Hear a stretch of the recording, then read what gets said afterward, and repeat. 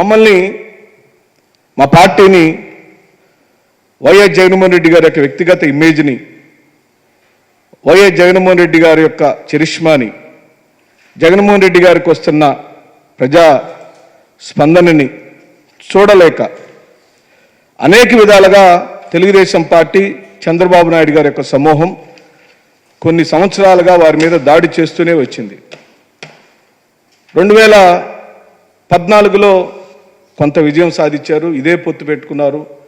మళ్ళీ 2019లో ట్రెమెండస్గా ప్రజల యొక్క మద్దతుతో జగన్మోహన్ రెడ్డి గారు ముఖ్యమంత్రి అయ్యారు. మళ్ళీ తిరిగి 2024 ఇప్పుడు చంద్రబాబు నాయుడు గారు అయ్యారు. 2014లో కూడా చంద్రబాబు నాయుడు గారి యొక్క నాయకత్వంలో ఏర్పడిన ప్రభుత్వం ఈరోజు అవలంబిస్తున్న ఏ విధానము ఆ రోజున లేదు. మేము నిజం ఒప్పుకోవాలి. కానీ జగన్మోహన్ రెడ్డి గారి మీద మాటల దాడి మాత్రం భయంకరంగా చేశారు. చట్టసభలకి జగన్మోహన్ రెడ్డి గారు వెళ్ళినప్పుడు 2014 నుంచి 19 కాలంలో ఏ ఒక్క రోజు కూడా మైక్ ఇవ్వకుండా ఆయన ఇబ్బంది పెడితే తిరిగి నేను మళ్ళీ ముఖ్యమంత్రిని అయ్యే వస్తానని వారు బాయ్కాట్ చేశారు, బయటకు వచ్చేశారు. ప్రజల మధ్యలోనే ఉన్నారు. 2019లో ముఖ్యమంత్రి అయ్యారు. 2019 నుంచి 2024 కాలంలో కూడా సభను సజావుగా జరగనీయకుండా గెలిచిన 23 మందితో చంద్రబాబు నాయుడు గారు బయటికి వెళ్ళిపోయి ఆ 22 మందిని రోజు సభలోకి పంపించి సభలు జరిగినంత కాలం గందరగోళ పరిస్థితులను సభలో ఏర్పాటు చేసి వారికి ఉన్న ప్రచార మాధ్యమాల బలంతో ప్రజలను ఈ రోజున కన్ఫ్యూజ్ చేసి పడేశారు. అమాయక ప్రజలు చంద్రబాబు నాయుడు గారు ఇచ్చిన హామీలను గుడ్డిగా నమ్మి వారికి మద్దతు పలికారు. ప్రజలకు మేలు చేస్తామని అధికారంలోకి వచ్చిన తెలుగుదేశం పార్టీ ఈ విధమైన దౌర్జన్యాలను చేయటం పూర్తిగా అవాంఛనీయం. ఇది రాజ్యాంగానికి విరుద్ధం.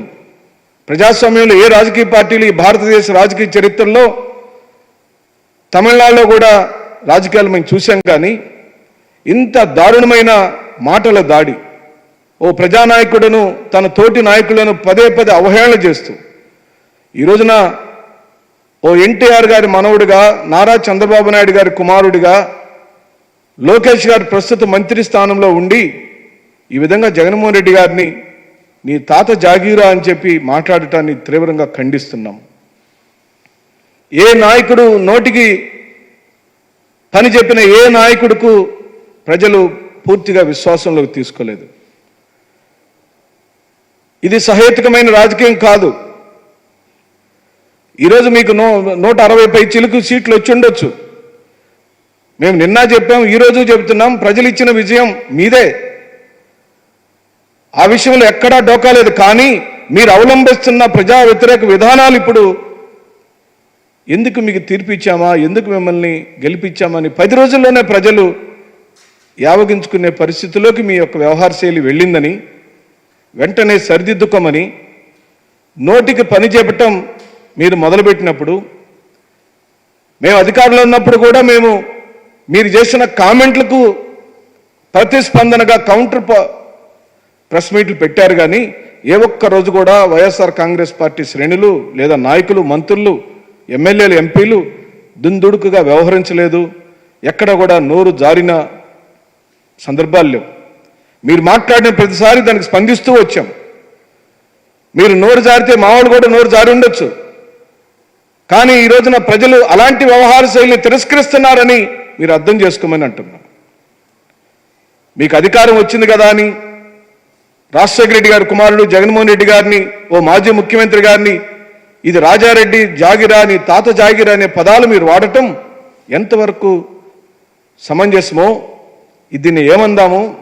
అధికార మదంతో అధికారం చేతికొచ్చింది కదా అని ఈ విధంగా మాట్లాడితే అధికారం మళ్ళీ 4 సంవత్సరాల తర్వాత మాయమవుతుంది. అప్పుడు మళ్ళీ పరిస్థితులను మీరు అంచనా వేయమని ఈ సందర్భంగా నేను మనవి చేస్తూ, నేను చెప్పిన ప్రతి అంశాలకు నా దగ్గర జీవో కాపీలను మీ అందరి కోసం, సమాచారం కోసం తెచ్చాను.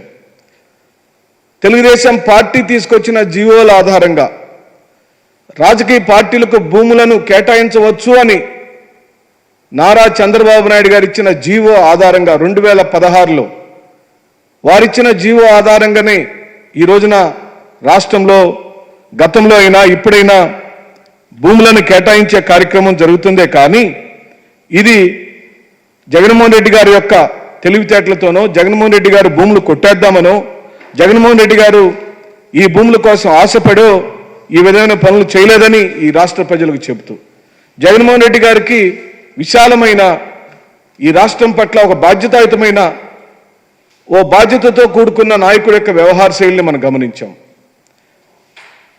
జూన్ 4వ తారీఖు సాయంత్రానికే వెల్కమ్ చేశారు. కానీ ఈ విధంగా మీరు దాడులు చేస్తారని మేము ఊహించలేదు. బిల్డింగులను బుల్డోజర్లు పెట్టి కూల్చే స్థాయికి మీరు తెగిస్తారని మేము అంచనా వేయలేదు. ఇలాంటి రాజకీయాలు ఆంధ్ర రాష్ట్రంలో కుదరవని, ఈ ఆంధ్ర రాష్ట్రంలో ప్రజలందరూ చాలా చాలా తెలివిగలిగేవారని వారి యొక్క దృష్టికి మేము ఈ మీడియా మాధ్యమం ద్వారా మీ అందరి ద్వారా సవినయంగా మనవి చేస్తూ వేడుకుంటున్నాం. ఈ దుశ్చర్యలు ఆపమని కూడా కోరుతున్నాం.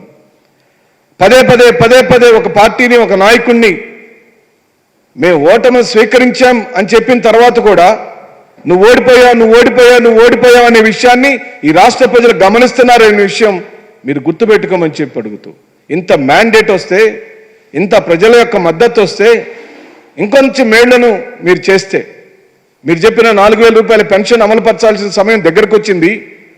మీరు చెప్పిన ఉచితమైన మహిళలకు ఉచిత బస్సు ప్రయాణం యొక్క ప్రారంభం చేయాల్సిన సమయం దగ్గరకు వచ్చింది.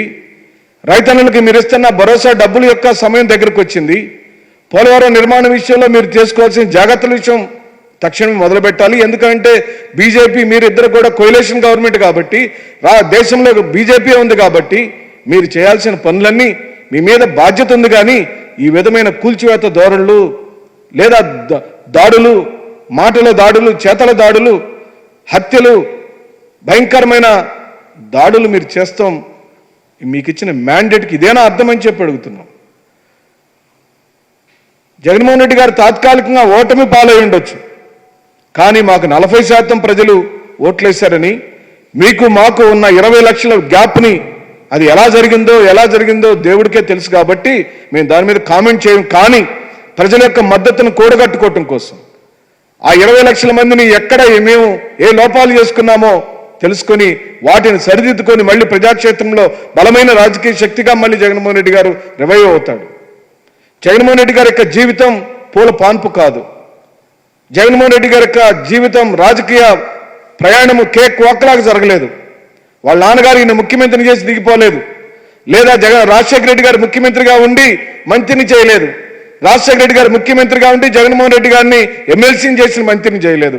రాజశేఖర రెడ్డి గారు చనిపోయిన తర్వాత అత్యంత సంక్లిష్టమైన పరిస్థితులలో, ప్రతికూలమైన పరిస్థితుల్లో సోనియా గాంధీ గారు ప్రపంచంలోనే శక్తివంతమైన మహిళగా ఉండిన కాలంలో సోనియా గాంధీకి ఎదురెళ్ళి ఓ రాజకీయ పార్టీని పెట్టుకుని 67 మంది ఎమ్మెల్యేలను గెలుచుకొని అసెంబ్లీకి వచ్చినవాడు. 2019లో 151 మంది ఎమ్మెల్యేలు గెలిపించుకున్నవాడు. ఎందుకు బెదిరుతాడండి? భయపడాల్సిన అవసరమే ఉంది. ఆయన భయపడాల్సిన సందర్భం నేనైతే జగన్మోహన్ రెడ్డి గారు ఈ భూమి మీద ఉన్నంత కాలం ఆయన కళ్ళల్లో భయం చూడటం మీ వల్ల కాదు. ఎందుకంటే ధైర్యంగా తండ్రిని కోల్పోయిన బాధలో నుంచి ప్రజాక్షేత్రంలో ధైర్యంగా వచ్చినవాడు.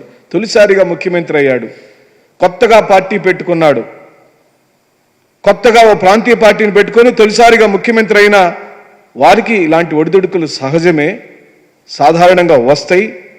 ఎన్టీఆర్ అంతటి వాడికే మీరు వెన్నుపోటు పొడిచినప్పుడు ఎన్టీఆర్కు కూడా ఒడిదుడుకులు వచ్చినాయి. ఎన్టీఆర్ కూడా మొదటిసారి ముఖ్యమంత్రి అయి వెంటనే ఓడిపోయాడు. ఎన్టీఆర్ మళ్ళీ తిరిగి రివైవ్ అయ్యాడు. చరిత్రని ఎవ్వరం చెరిపివేయలేం, చరిత్ర ఎక్కడికి పోదు. జగన్మోహన్ రెడ్డి గారు ప్రజలకు దూరం కాలేదు, ప్రజల మధ్యలోనే ఉన్నాడు, ఉంటాడు, ఉండబోతున్నాడు. కాకపోతే ఇంత పెద్ద ఓటమిని జీర్ణించుకోలేని మా క్షేత్ర స్థాయిలోని మా కార్యకర్తలు, నాయకులు ఆయన ఆ విధంగా చూడలేక బాధమయంతో ఉండిపోయారని ఈ సందర్భంగా మనవి చేస్తూ, మీకు వచ్చిన విజయాన్ని పైకి ఎక్కించుకోకుండా భూమి మీద ఉండి చక్కగా పరిపాలించమని, మీరు చెప్పిన ప్రతి హామీని నెరవేర్చమని, మీరిచ్చిన ప్రతి ప్రమాణాన్ని ప్రజలకు మీరు చేయాల్సిందే. ఎందుకంటే మీకు మ్యాండేట్ ఇచ్చారు, అపురూపమైన మ్యాండేట్ ఇచ్చారు, ట్రెమెండస్ మ్యాండేట్ ఇచ్చారు. చరిత్రని తిరగరాసిన నారా చంద్రబాబు నాయుడు గారు తిరిగి మళ్ళీ ప్రజలకు చేయాల్సిన మేళ్ల విషయంలో 2014లో నుంచి 19 వరకు చేసినట్లుగా ఆ రోజు రుణాలు మాఫీ చేస్తానని మహిళలకు, రైతులకు మీరు ఇచ్చిన హామీ నెరవేర్చలేదు కాబట్టి, ఇంటికో ఉద్యోగం ఇస్తానని మీరు నెరవేర్చలేదు కాబట్టి, ఇప్పుడు మీరు తప్పనిసరిగా ఈ పేదవాళ్లకు, మధ్యతరగతి వాళ్లకు, లేదా ఎస్సీ ఎస్టీ బీసీ మైనార్టీలకు, లేదా పెద్ద కులాల్లో ఉన్న పేదవాళ్లకు మీరు ఇచ్చిన ప్రతి హామీని నెరవేర్చమని చెబుతూ, ఈ దాడులను ఆపమని, మీరు చేసిన ప్రతి పనిని మీరే ఒకసారి సరిచూసుకోమని చెబుతూ సెలవు తీసుకుంటున్నాను.